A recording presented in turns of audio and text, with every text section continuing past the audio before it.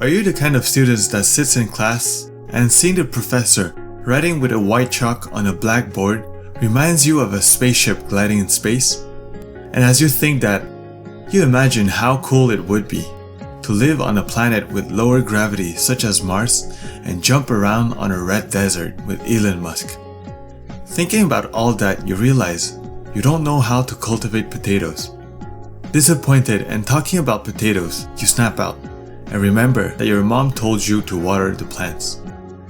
So if this is something that happens to you, you got a serious problem.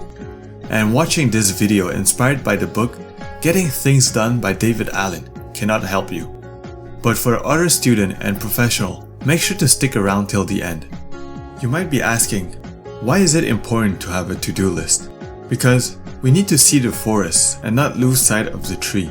Also, people say that a goal without a plan is just a wish, and failing to plan is planning to fail. You get the point. Just have a to-do list and your world will be filled with gingerbread man and rainbows.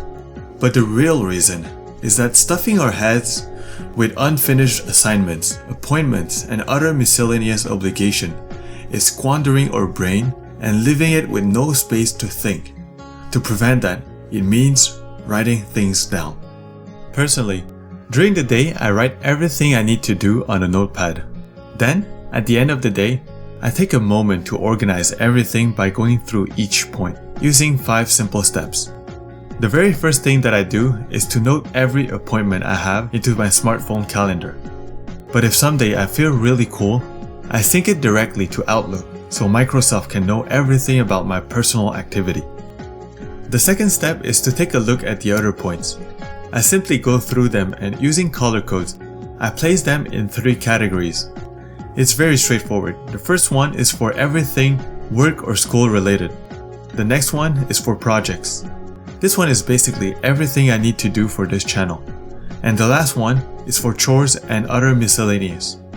For the third step, I take a second look at the task and organize them by value. By value, I consider 3 factors: the urgency, the importance, and the significance.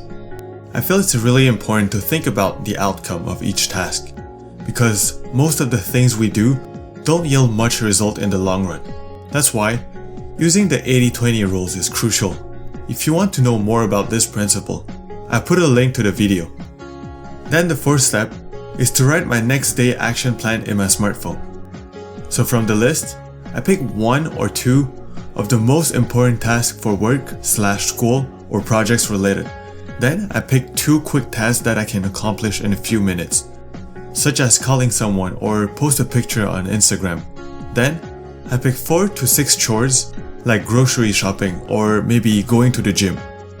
Finally, I try to schedule each task using verb because it makes it clear what needs to be done, like shave a dog or drink ketchup.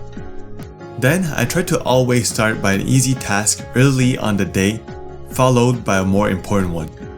Because this simple trick is to use the easy task to prime our brain for the harder, longer one. That's what she said. Then, later on the day, I schedule the less important ones. So in case that I procrastinate, it's not so dramatic. That's it. Hopefully, this was a helpful video. And in the end, we realized that time is not so much an issue because the real reason is a lack of psychological space to focus. But the solution is simple. Subscribe to my channel. And until next time, I hope I brought you one step closer to your brighter self.